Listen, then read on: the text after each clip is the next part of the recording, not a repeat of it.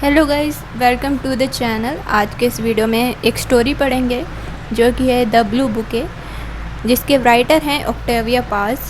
Octavia पाज एक famous Mexican writer हैं। इन्होंने नोबेल प्राइज़ जीता है लिटरेचर में 1990 में। ये जो स्टोरी है ये एक अननेम्ड विलेज और टाउन से शुरू होती है। ये स्टोरी हमें दिखाती है कि कैसे सामान्य ज़िंदगी में, सामान्य दुनिया में कैसे आतंक आ सकता है, कैसे टेरर आ सकता है, कैसे हिंसा हो सकती है। इस स्टोरी में जो नरेटर है उसका कोई भी नाम नहीं दिया हुआ है और वो एक होटल में है। ठीक है, वो उठता है और अपने आप को पूरा पसीने में पाता है। ठीक है, वो नींद से उठता है और अपने आप को पूरा पसीने में देखता है, क्योंकि उसका जो रूम है वो काफ़ी गर्म है, गर्मी हो रही है और उसका रूम काफ़ी गर्म है। इसलिए वो डिसाइड करता है कि वो वॉक के लिए जाएगा, वो टहलने के लिए जाएगा। He gets dressed first, making sure that no bugs get into his cloth. वो मेक श्योर करता है कि उसके कपड़ों में कहीं पे भी कोई बग या फिर कीड़ा ना हो। व्हेन ही रीचेस डाउनस्टेयर, जब वो सीढ़ियों से नीचे जा रहा होता है, he notice one eyed hotel keeper sitting at the door. वो देखता है कि जो एक आंख वाला होटल कीपर है, होटल कीपर मतलब जो होटल के सिक्योरिटी गार्ड्स होते हैं, जो रखवाले होते हैं, उन्हें होटल कीपर कहा जाता है। तो उस होटल कीपर की एक आंख है, ठीक है, वन आइड है। वो डोर के पास बैठा हुआ है। Hotel keeper warns him that he better stay in as there are no street lights. जो होटल कीपर है वो नरेटर को चेतावनी देता है कि वो कहीं भी बाहर ना जाए, वो यहीं पे रहे, क्योंकि बाहर स्ट्रीट पे कोई भी लाइट्स नहीं है, बहुत ही ज़्यादा अंधेरा है।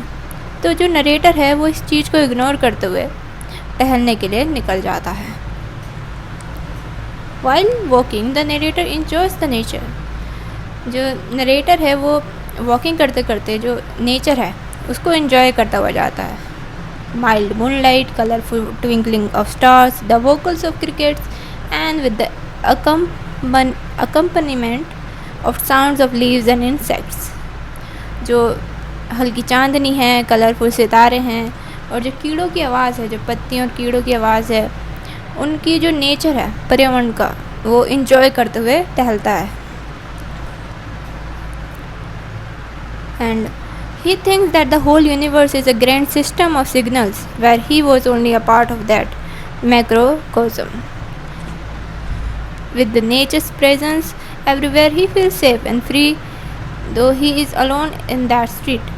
जो नरेटर है वो ये सोच रहा होता है टहलते हुए कि ये जो पर्यावरण है उसमें वो इतना ज़्यादा घुल मिल गया है और इतना मतलब अकेले होते हुए भी इतना सेफ फील कर रहा है और फ्रीडम महसूस कर रहा है। All on a sudden the narrator senses that he is being followed by someone. अचानक से नरेटर को ये महसूस होता है कि कोई उसको फॉलो कर रहा है। दो ही ट्राइज टू रन, वो भागने की कोशिश करता है। ही कुड नॉट, बट वो भाग नहीं पाता। Before he tries to defend himself, कि उससे पहले कि वो अपना बचाव कर सके, he hears a voice asking him not to move otherwise he will be dead.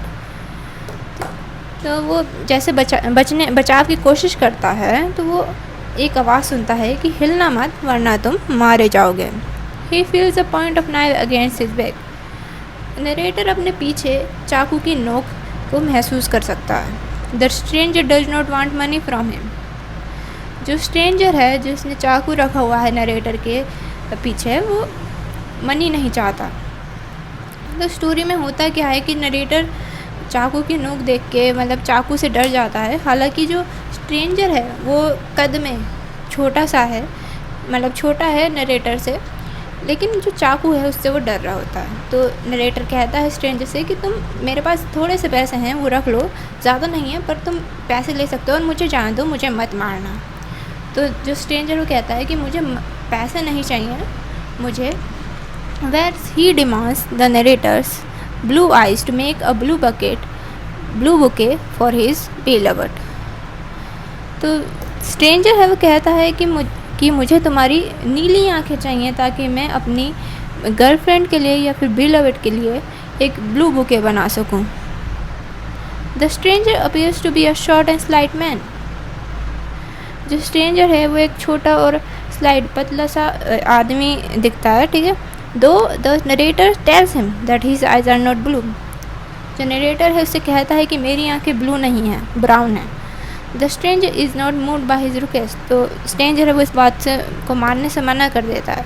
तो जो नरेटर होता है वो माचिस की तिल्ली जला के दिखाता है। ही आस्क्ड द नरेटर, जो नरेटर है वो पहले अब खुद माचिस की तिल्ली जला के दिखाता है कि देखो मेरी आंखें ब्राउन है, नीली नहीं है, तो तुम्हें इससे कोई फ़ायदा नहीं होगा। तो जो बिकॉज जो स्ट्रेंजर था वो छोटा था कद में, तो वो देख नहीं पा रहा था, अंधेरा हो रहा था माचिस की तिल्ली से। तो क्या करता है कि नरेटर से कहता है कि तुम घुटनों के बल बैठ जाओ, ठीक है, और एक माचिस की तिल्ली जलाओ। ये कहता है though the narrator tells him that his eyes are not blue, the stranger is not moved by his request, he asked the narrator to light a match to check the colour of the eyes. ठीक है, तो वो कहता है कि तुम घुटने के बल बैठ जाओ, और वो एक माचिस की तिल्ली जलाने को कहता है, ठीक है। स्ट्रेंजर के हाथ में एक चाकू रहता है और वो माचिस की तिल्ली नरेटर से लेता है और खुद चेक करता है। जो माचिस की तिल्ली जला के वो नरेटर की आंखों के इतने पास ले आता है कि नरेटर जो है अपनी आंखों के आसपास गर्माहट महसूस कर सकता है, और जो उसकी आईलैशेस हैं वो भी धीरे धीरे चलने लग गई हैं। और वो ये इसी डर में रहता है कि कहीं ये मेरे सच में आँखों में चाकू मार के आँखें ना निकाल ले। जब तक वो चेक कर रहा रहता है उसे नरेटर को यही इसी बात का डर रहता है। After several attempts the stranger realizes that the eyes are not blue।